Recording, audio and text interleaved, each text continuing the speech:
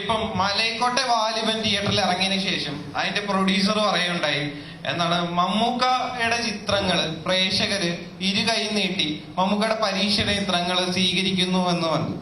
അപ്പം പക്ഷെ പ്രേക്ഷകർക്കറിയാം, ആ സ്റ്റേറ്റ്മെന്റ് കേൾക്കുമ്പോൾ തന്നെ പ്രേക്ഷകർക്കറിയാം എന്താണ്, ഞങ്ങൾ കണ്ട കാലം മുതലേ യഥാർത്ഥത്തിൽ ഈ ആക്ടർ അൺപ്രഡിക്റ്റബിൾ ആണ് എന്ന അർത്ഥത്തിൽ നമുക്കറിയാം, എന്തും ചെയ്യും എന്ന അർത്ഥത്തിലും നമുക്കറിയാം. അപ്പൊ മമ്മൂക്ക എങ്ങനെയായിരുന്നു ആ സ്റ്റേറ്റ്മെന്റ് കണ്ടത്?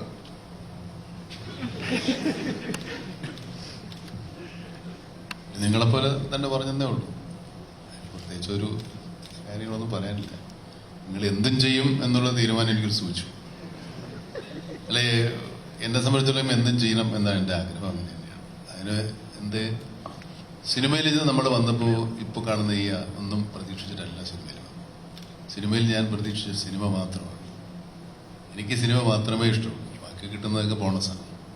അപ്പോൾ ബോണസിനെ കുറിച്ച് ആലോചിക്കാതെ തന്നെയാണ് സിനിമയിൽ ഞാൻ അഭിനയിക്കുന്നത്. ഇനി അങ്ങോട്ടും അങ്ങനെ ആവാനാണ് എൻ്റെ ശ്രമം.